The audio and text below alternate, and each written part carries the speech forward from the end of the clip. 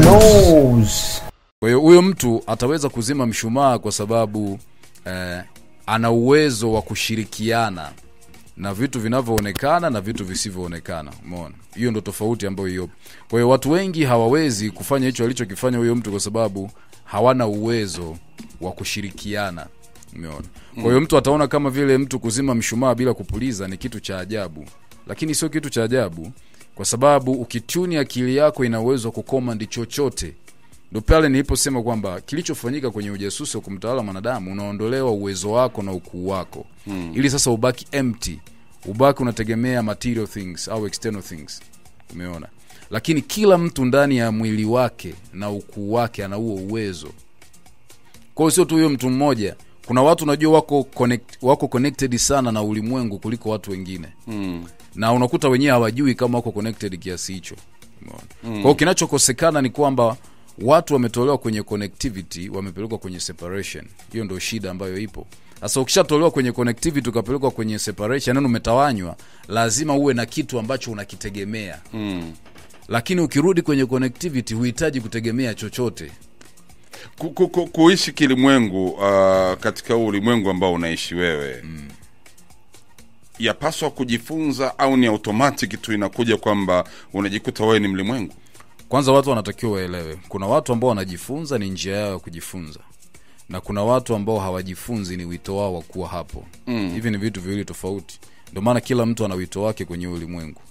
Na ukishalijua hilo utagundua kwamba wapo wanaweza kujifunza, na kama wana uwezo mkubwa wa kujifunza na kufundishika wakajifunza na wakafundishika. Lakini kuna watu ni wito wao kuwa kwenye hiyo njia. Kwa sio lazima kila mtu awepo. Na ndio maana ni mateso kuishi hayo maisha kuliko maisha mengine yote ya kawaida, kwa sababu yanakuhitaji kujiabstain au kuachana na vitu vingi sana ambavyo watu wengine wanafanya. Hautakiwi tena kusocialize maisha, unatakiwa kurealize maisha.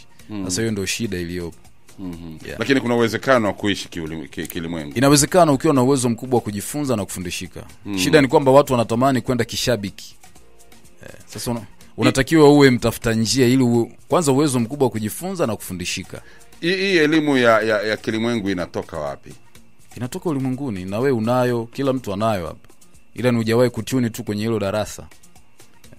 Frequency haija connect kwa sababu ndio maana mimi nachukia sana mtu akiniita jina mwalimu. I hate it. Kwa sababu mfumo uliotumika kutengeneza watu wanaitwa walimu. Mwalimu kazi yake kubwa ni kukuondolea wewe uwezo wako ulionao, akuvishe takataka ambazo hutakiwi kuwa nazo. Kwa nini unaita takataka? Ni takataka kwa sababu paidi score over 4 mimi nasaidia nini? Wewe inakusaidia nini hadi sasa hivi kwenye maisha yako? What is the biology vipi? Natumia wewe inakusaidia nini biology sasa hivi? Wakati wewe mwenyewe hujui figo zako zinakaa wapi. Na hata ukiwa unauma figo huwezi kujua kwamba mimi hapa na figo zina shida mahali fulani. Mwalimu wako biology hajakufundisha, ila amekwambia anakufundisha biology. Kwa umepoteza miaka 4 unajifunza takataka ambao huwezi kuithibitisha. Umeona? Kwa hiyo mwalimu ni mtu ambaye anakutolea uwezo ulionao, then anakulisha takataka ambazo hukutakiwa kuwa nazo. That's why unafundishwa KK 3. Kusoma, kuandika, kuhesabu, na hakuna mtu anakufundisha kufikiri. Umenipata? Sasa umeona tofauti ya kuishi maisha ya kilimwengu na tofauti ya kuishi maisha yaliyosetiwa. Ulimwenguni huhitaji kujifunza vitu hivyo, sijui kusoma, kuandika, kuhesabu, maana kiuhalisia ni kwamba hatuandiki, tunachora. Sasa unakuwa programmed uende kwenye mchoro uliokwisha andaliwa A E I O U. Miaka kadhaa iliyopita uliwahi kuzungumza na mtu na ukamwambia kwamba ikifika mwaka wa 2025 watu wengi sana watafunguka akili na kuna vitu vingi sana vya kilimwengu vitakuwa vinazungumziwa. Tumeona na nowadays watu wengi kama wamefunguka akili na ndio maana watu wanazungumza, wanasema kwamba sasa hivi wachokonozi wana ulimwengu wao. Tunaona watu wanajitokeza. Kuna bwana anaitwa Chionda sasa hivi naye amekuja anazungumza. Kuna bwana mwingine, wengi wamejitokeza wanazungumza. Ulionaje hili? Yani kwamba hiki ambacho kinatokea sasa hivi ulikionaje? Ukijua kanuni za ulimwengu unajua, ndio maana nasema kila neno nalozungumza ujue hesabu yake.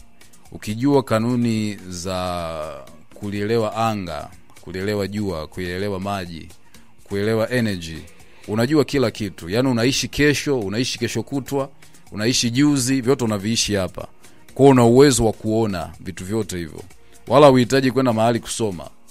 Umeona? Ndio maana nawaambia watu kwamba una uwezo wa kujua hata siku yako utakufa ukiwa na miaka mingapi na utakufaje. Kila mtu ana huo uwezo.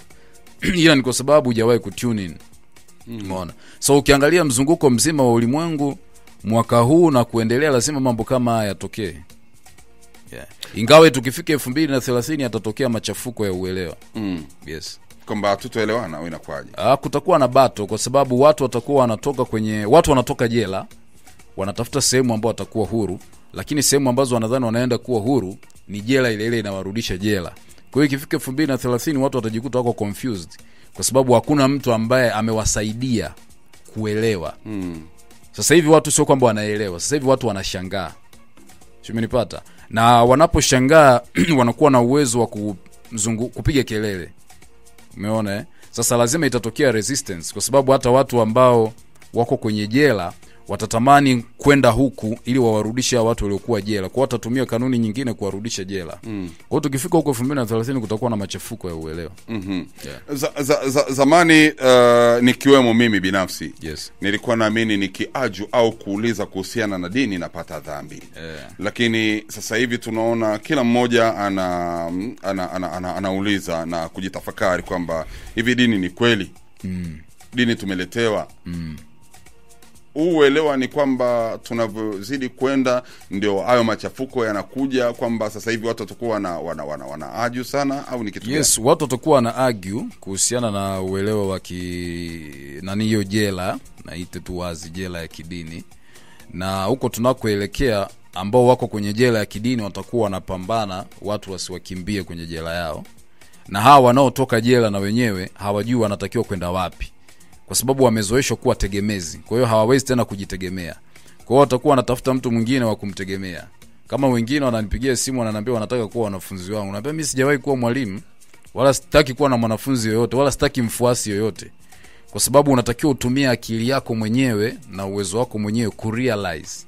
Sasa ukitoka tena jela alafu tena unatafuta jela nyingine, that's a problem. Unatakiwa ujue hapa mimi nimesaidiwa kuona njia. Hebu nitengeneze mtaala wangu wa uelewa wangu wa kuishi. Sasa huko mbele watu wengi hawataweza kwa sababu bado watakuwa wanaenda kwenye jela za watu wengine wanaowategemea. Na wao wenyewe hawajafundishwa kujitegemea. Ndio maana ninawaambia watu mara nyingi, ili uweze kutoka kwenye jela ya mifumo hii lazima ubadilishe neuro linguistic yako. Bila kubadilisha neuro linguistic huwezi. Utatoka jela moja utaingia jela nyingine. Yaani unatoka box kubwa unaingia box dogo ambalo linaendelea kukua. Kwa ndo maana nasema ikifika 2030 kutakuwa na machafuko ya uelewa. Hii ambayo unaita jela, ni mifumo ya dini mathalan. Yes. Na hawa mabwana jela, ambao ni viongozi wa kidini kwa mujibu wako wewe. Unadhani kwamba ni kwamba hawaelewi kwamba pale walipo na wanataka wafuasi wafuate, na kwa faida gani? Wapo wanaoelewa wanachokifanya, na wapo ambao hawaelewi wanachokifanya. Wapo ambao wanaelewa kwamba watu wakiwa contain watu, tunasema mwenye watu ndio mwenye fedha. Umenipata? Kwa hiyo wapo ambao wanajua wakiwa contain watu watapata fedha, maana wanaamini kwamba mafanikio ni mkusanyo wa vitu. Umenipata vizuri? Kwa hiyo lazima wataendelea kukusanya watu. Na wapo ambao wanajua kwamba sisi tunatumia watu kurani mambo yetu. Sitaki kuwataja. Kuna dini moja kubwa sana hapa duniani. Wenyewe wamewekeza zaidi kwenye material things, wananunua mashamba, wanajenga manini. Hawajafocus kwenye kuhubiri sijui Yesu anarudi, nani sijui anakuja kuna kuchomwa. That's not their focus. Wenyewe wamefocus kwamba waendelee kukudrain, waendelee kuleta, wenyewe waendelee kubuild empire. Sio, umenipata? Lakini wengine hawajui wanachokifanya. Wenyewe wanajua kucontain watu kwa sababu wamejifunza peo za chini za theolojia, wanaamini walichofundishwa kwenye theolojia ni reality. Kwa lazima waendelee kukusanya watu kuwaaminisha kwamba wanawapa ukweli. That's how it is. Dhambi ni nini? Hakuna kitu kinaitwa dhambi. Kwa nini? Kwani dhambi ni nini? Haba nikuulize na wewe. Ni story ambayo umekuwa designed kwamba unaposhuka kwenye ukuu wako ukiwa duni, mimi naelewa hiyo ndio dhambi. Unapoanza kutegemea mtu mwingine sijui aliyoko juu, mimi nadhani umefanya dhambi. Kwa sababu kwa Kiyahudi inaitwa mishni, yani kutoka kwenye ukuu wako kushuka chini, tayari umefanya dhambi. Mwanaume ukifanya ngono ukatoa mbegu zako umefanya dhambi, maana umeondoka kwenye ukuu wako. Umenielewa? Kwa hiyo ndio dhambi maana yake umeshuka kwenye ukuu wako. Ukiua mtu umeshuka kwenye ukuu wako, kwa na sababu ya kumuua. Maana yake ni kwamba una uwezo wa kuzungumza naye. Ndio maana umemuua. Wewe mlimwengu na walimwengu wenzako, chanzo chenu ni nini? Nimetoka wapi? Chanzo cha nini? Tunaamini ya kwamba binadamu wote wametoka kwa Adamu na Hawa. Nyie mnaamini, mimi naelewa. Mimi sijatoka kwa Adamu na Hawa, ndio maana kwenye jina langu hamna huwezi kusikia anaitwa Mrindoko Hawa au Mrindoko Adamu au Mrindoko Mungu, huwezi kusikia. Yaani kwamba chimbuko la binadamu wa kwanza. Hakuna chimbuko. Unajua watu wengi mimi nashangaa kwa nini watu wanataka chimbuko. Unataka chimbuko la nini? Yaani ngoja niseme tu wazi. By the time unatakiwa ujue kwamba story ya kutafuta chimbuko ilitokea katika kipindi ambacho tunaita searching for meaning, utafutaji wa maana. Ilikuwa ni zama iliyokuwepo zamani. Watu walikuwa wanatafuta maana. Kwamba watu wameishi sasa wakaanza hebu ngoja tuanze kutafuta maana. Hivi ilikuwaje tukawa hapa? Sasa huo ugonjwa wa kutafuta maana ndo tumeambukizwa mpaka na sisi. Unajua kitu ambacho Watanzania na Waafrika wengi hawanielewi ni kwamba mimi najaribu kuwafanya watu watengeneze kipindi chao wenyewe, wasitumie vipindi vya watu wengine. Kwa sababu unaposema sisi tuna chanzo, maana yake una refer kile kipindi cha searching for meaning, utafutaji wa maana. Sisi tunatakiwa tutengeneze kipindi chetu kingine, uelewaji wa ulimwengu, tuelewe ulimwengu. Sasa unaponiambia chanzo changu ni wapi, maana yake unarudisha kwenye era ya hao jamaa waliokuwa na search for meaning, ambao mimi era mimi sitaki kuishi kwa sababu najua hakuna chanzo. I've been here. Wewe ulikuwa hapa, wote tulikuwa hapa. Wewe ulikuwa hapa Jomri, lakini umetoka kwenye tumbo la mama yako. Mimi sijatoka kwenye tumbo la mama yangu. Umetoka wapi? Au hujaota kama uyoga? Turudi kwenye dini kule. Wamesema umetoka kwenye viuno vya baba yako.